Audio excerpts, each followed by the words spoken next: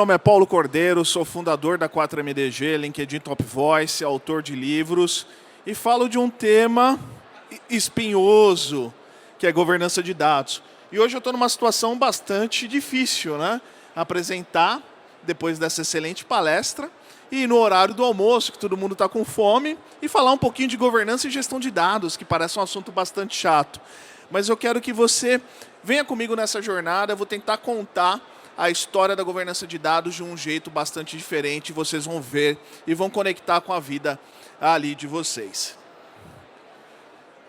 Eu nasci ali na Zona Leste, no Parque São Lucas, não sei se alguém aqui conhece, e foi uma infância assim bem difícil, marcada por momentos bem complicados. Meu pai ele era motorista, estudou só até a 4ª série, minha mãe também estudou ali só o primário, semi-analfabeta, e eu cresci ali numa situação bastante complicada. Meu pai vivia períodos de desemprego, minha mãe tentava se virar, costureira, boleira, né? Enfim, né? É a vida de todo brasileiro, né? Passar por uma série de dificuldades. E quando eu era garoto, eu lembro uma situação que me marcou muito. Meu pai, ele, não sei se ele achou, ele ganhou um farol de Fusca. Né? A gente tem que lembrar, né? Minha infância, anos 90. Então ele achou um farol de Fusca e ele foi até a mercearia do bairro. O dono da mercearia tinha um Fusca e ele trocou esse farol de Fusca por 15 dias de pães. E aquilo me marcou muito, né? Essa situação, ela leva você, mesmo garoto, eu tinha ali 12 anos, 13, a um processo, né, de reflexão. O máximo que uma criança pode chegar nesse processo reflexivo. E tinha alguma coisa que me alertava e eu não sabia explicar o que era, que eu não poderia seguir esse mesmo caminho. E eu também não queria seguir o mesmo caminho dos garotos lá da rua. Eu sentia que tinha alguma coisa diferente, mas eu não sabia explicar. Sabe quando uma voz sussurra no seu ouvido, falando, vá por aqui, vá por ali, e você não sabe o que significa isso? Isso se chama intuição. E a intuição, ela é a infância dos dados. Então, ela é o primeiro passo na jornada do dado. Então, a intuição, ela não é mágica, ela não é adivinhação, ela é um sentimento, um alerta que te mostra alguma coisa. Então, é o nosso instinto mais primitivo, é o nosso subconsciente tentando se comunicar com o nosso lado consciente. Obviamente, eu era um garoto, não sabia nem a origem da palavra. Eu sabia que eu sentia que alguma coisa precisava ser diferente. Então, a intuição, ela é um dado, né? É uma informação que ainda não foi provada. Como eu disse lá atrás, ela está na infância. E ela pode estar certa ou pode estar errada. A intuição, ela precisa de evidências para poder florescer. Mas ela vai te mostrar um caminho para você olhar. Então, pelo menos, você tem uma direção. E depois ali da intuição, né, que a gente passa dessa infância, a gente entra na percepção.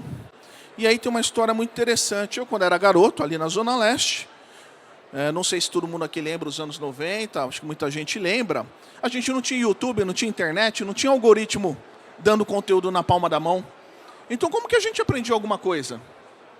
Então, a gente olhava a televisão, conversava com as pessoas na rua e fazia uma coisa bem diferente, que era caminhar. Você era obrigado a andar, chegar nos lugares, não tinha nem Uber. Então, nessas caminhadas ali na Zona Leste, eu passava nas bancas de jornal. Hoje estão ficando cada vez mais raras, né? O pessoal está vendendo refrigerante e já não vende tanta revista como antigamente. E nessas bancas de jornais, vocês devem lembrar, tinha aquelas revistas bem chamativas. Então você tinha ali Infoexame, PC Magazine, e eles colocavam aqueles PCs, computadores lindos nas capas.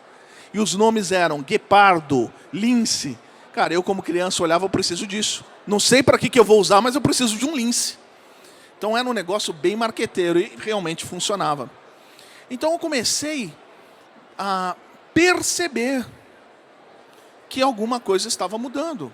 Por quê? Além das bancas de jornais estarem com várias revistas de informática, você entrava nos estabelecimentos comerciais e você viu o aparecimento dos computadores. Então aquela loja de material de construção que tirava o pedido no papel, passou a ter um computador. A mesma coisa na locadora, que inclusive hoje foi extinta. Mas você entrava na locadora, o pessoal deve se lembrar, as fichas eram de papéis. Depois foi substituído por um computador.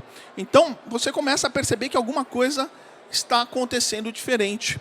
Então, a percepção está um estágio acima da intuição. Você já começa o processo de coleta de evidências. Então, a percepção, ela pode confirmar a sua intuição. Então, eu sabia que alguma coisa precisava ser feita diferente e comecei a olhar ali na tecnologia como um ponto de partida. Então, a percepção é a capacidade de você observar as coisas à sua volta. Todos nós, como os líderes, executivos de empresas, a gente tem isso. A gente tem intuição. Acho que isso aqui pode dar um problema. Aí você começa a perceber pequenos detalhes daquele problema. Não é essa jornada que a gente passa? Então, a percepção é uma forma de você identificar padrões antes que eles estejam devidamente organizados. Então, se a gente falou que a intuição é a infância dos dados, a percepção é a adolescência. Então, essa foto aqui é um pouco antiga. Eu tinha, nessa época, quando eu tirei essa foto, a intuição de que eu era feio. Hoje, eu tenho a percepção. E eu espero nunca encontrar os dados que comprovem isso. Tá? Então, essa é a jornada. Você começa, através das suas ações no dia a dia, perceber se aquilo pode ou não dar certo, se aquele caminho é o melhor ou não é o melhor. E uma coisa bastante interessante, lembra? As bancas de jornais e a percepção do ambiente que me cercava, mesmo garoto, me levou a uma reflexão que tecnologia estava moldando o futuro. E que, de alguma forma, eu precisaria entrar nesse ônibus. E aí eu decidi, né, lembra? Garoto pobre, não tinha como fazer um curso particular. Então, eu fui atrás de uma escola técnica estadual e escolhi o curso de processamento de dados. Então, a escola técnica estadual, professor Camargo Aranha. Então, ali eu tive esse contato com a tecnologia. E nesse período que eu entrei nesse curso, eu tinha a seguinte visão. Lembra? A intuição me disse para olhar para algum lugar. A percepção me mostrou que era a tecnologia. E quando eu entrei nesse colégio, eu acreditava que o caminho para o meu desenvolvimento era o hardware, porque era a parte mais visível. Lembra da banca, que eu via a revista do Lince, do Guepardo, aqueles computadores lindos da Sempre Toshiba? Então eu imaginava, opa, é isso que eu vou fazer da vida. Eu vou consertar computador, vou instalar a peça. Parecia um caminho natural. Porém, o destino quis diferente. Eu não consegui seguir por essa área de hardware e acabei indo para a área de software. Então não foi planejado. Pessoal, eu não tinha KPI, eu não tinha dashboard, eu não tinha planilha, eu não tinha controle. Simplesmente a vida e os caminhos me levaram para um lugar diferente. Então eu ficava olhando ali, opa, talvez eu possa ir para a área de hardware, mas não consegui, tinha que fazer um curso extracurricular, era um curso pago e eu não tinha dinheiro. Então eu me contentei com as aulas de software. E por que é importante eu contar isso com vocês? Porque isso acontece todo o tempo no papel de um líder. Você não tem todas as informações e muitas vezes o caminho que parece o melhor possível, ele é inviável para você naquele momento. A sua empresa não tem os recursos necessários, sua equipe é muito pequena, você não tem uma tecnologia para resolver. Então você sabe que aquilo ali poderia ser o seu objetivo, mas você, dentro das informações limitadas que você tem, você ainda não tem o mapa completo. Dentro disso, você vai usando a sua intuição e a sua percepção e trabalhando com as ferramentas que você tem. Então, esse foi um processo muito importante. E muitas vezes a gente tem que ficar claro para nós que a gente vai ver um caminho e vai querer seguir aquele caminho e não vai conseguir por algum motivo, por algum impedimento, mas isso não pode impedir a sua jornada até o final. E aqui é bastante interessante que nós, como líderes, coordenadores, gestores, analistas, nós precisamos, na maior parte do tempo, tomar decisões com informações incompletas. Nem sempre nós temos todos os indicadores, todos os KPIs, enfim, todas as planilhas. muitas vezes os dados estão incompletos, inconsistentes, e mesmo assim a gente tem que tomar uma decisão. Então é nessa hora que esse lado humano, com os fragmentos de informação que você tem, você toma a decisão de pular, de ir para cima e de assumir os riscos dessa decisão. Tá?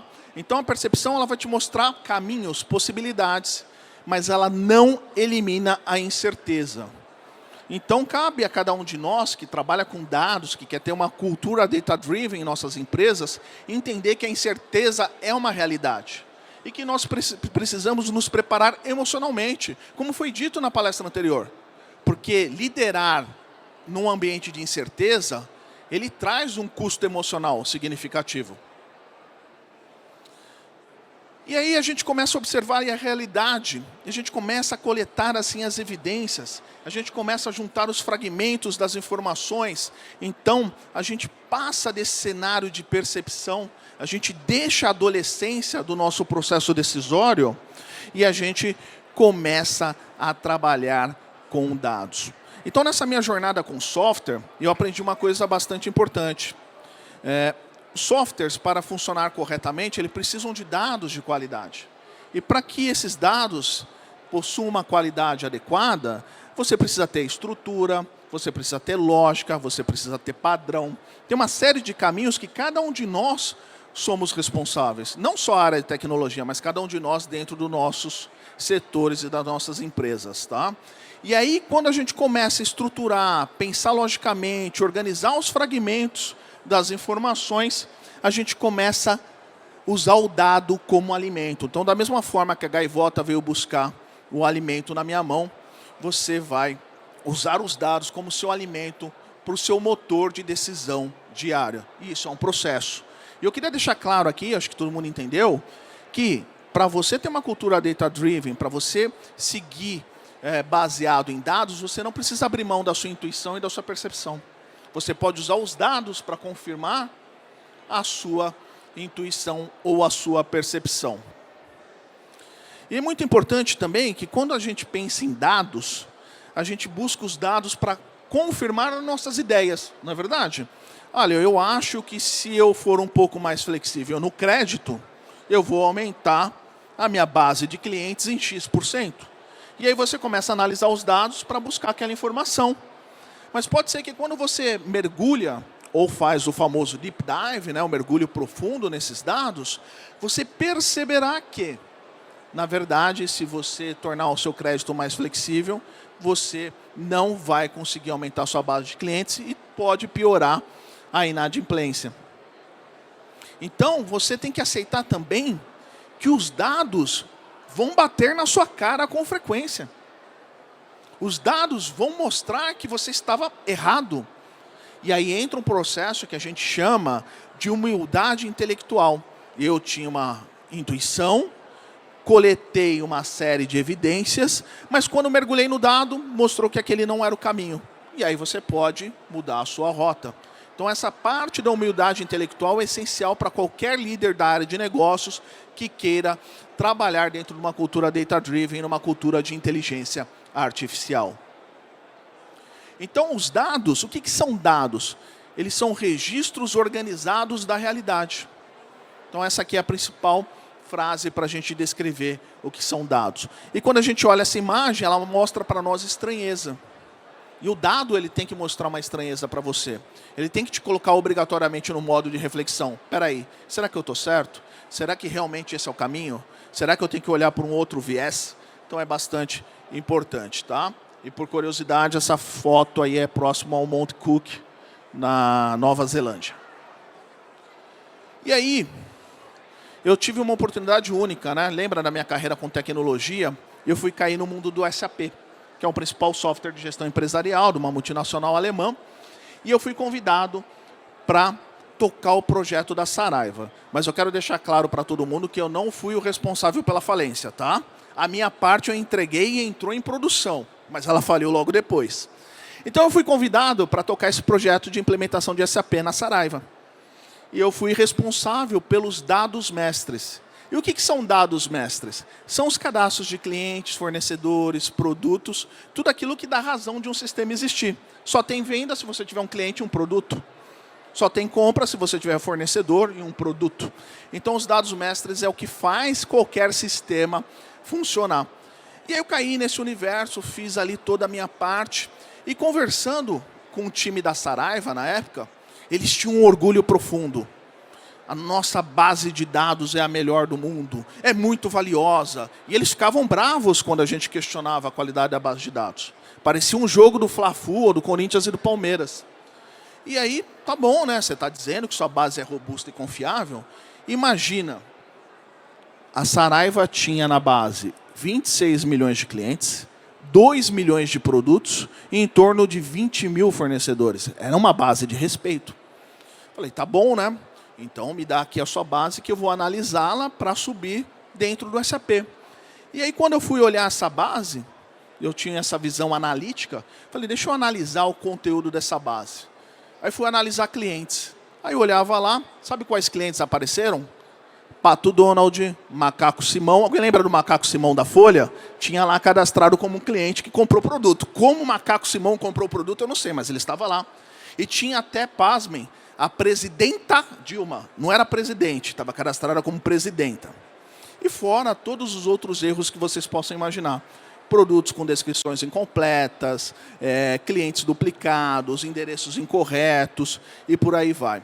Então, você perceba que essa base não valia tanto, né, quanto ela parecia.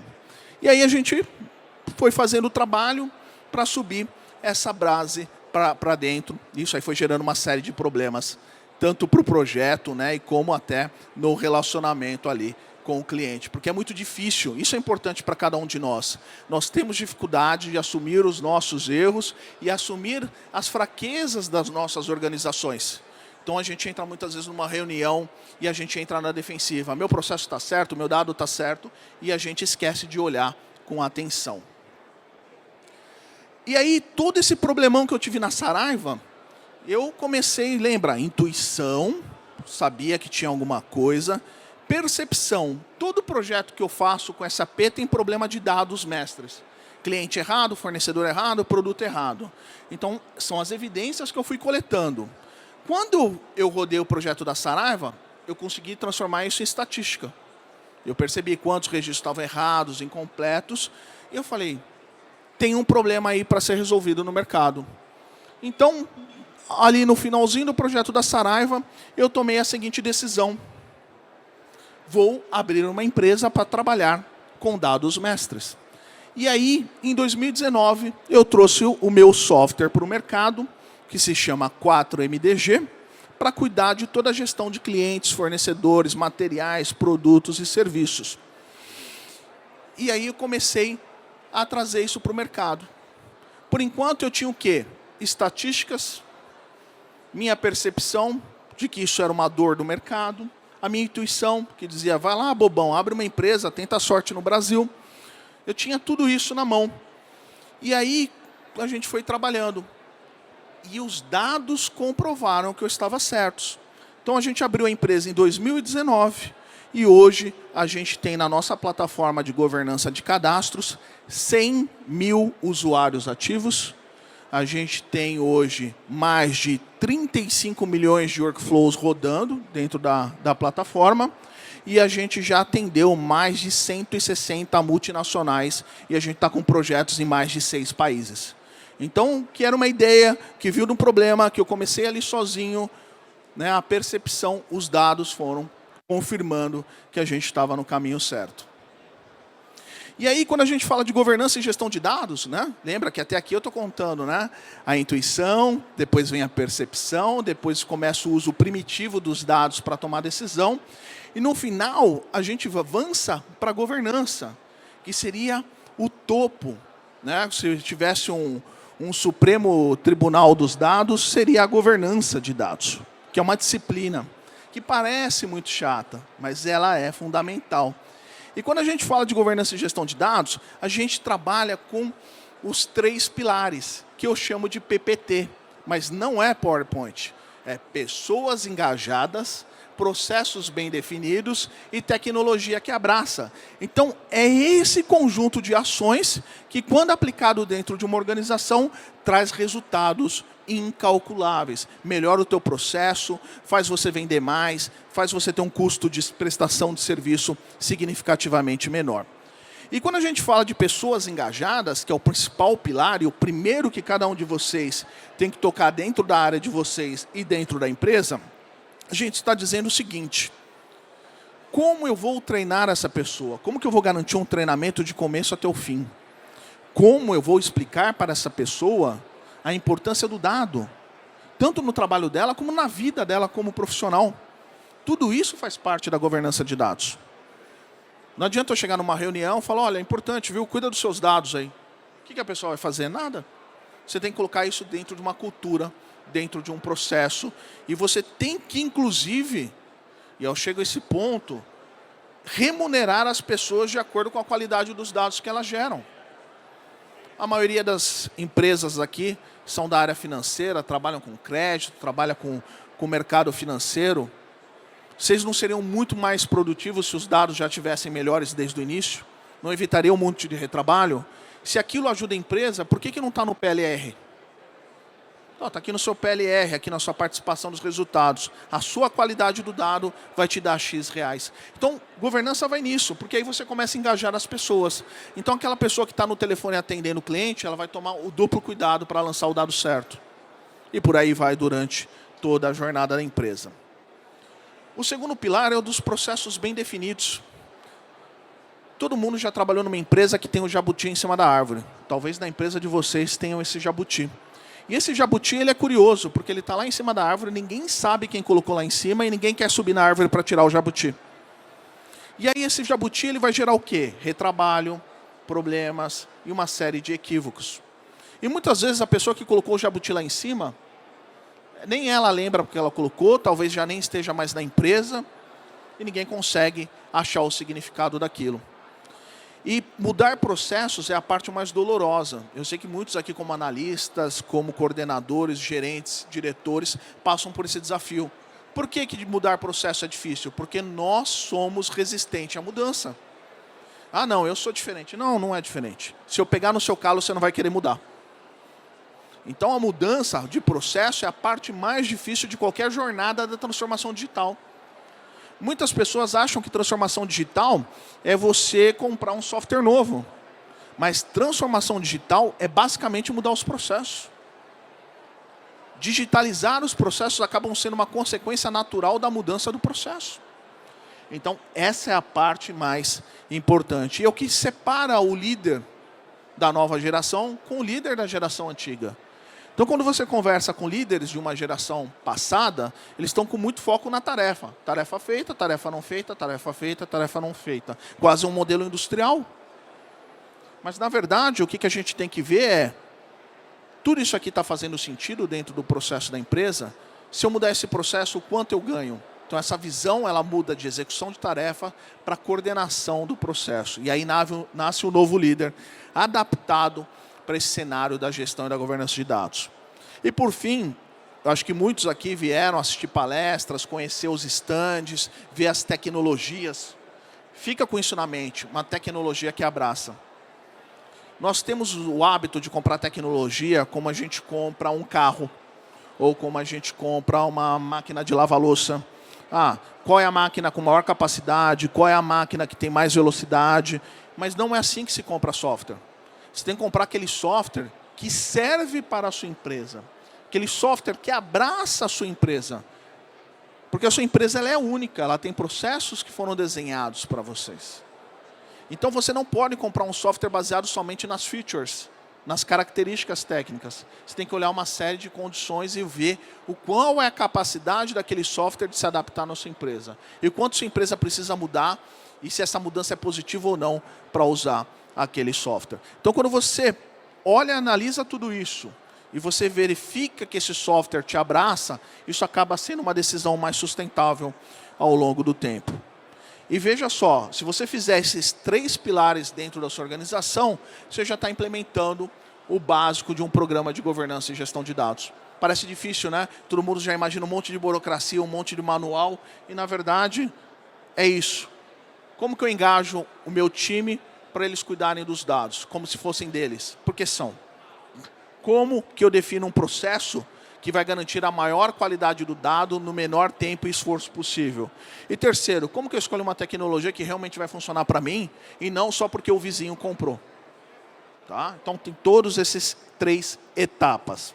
E quando você segue essas 3 etapas, você chega no final da jornada, que é a governança dos dados. Então, vamos lembrar lá, nós tivemos a intuição, sinto que algo precisa ser diferente. Percepção, comecei a olhar aqui dentro de casa e perceber várias coisas.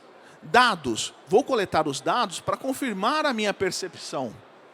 E agora eu vou construir um sistema de gestão para garantir a qualidade e a confiança desses dados no longo prazo. Então você implementou gestão e governança de dados dentro do seu setor, dentro da sua empresa.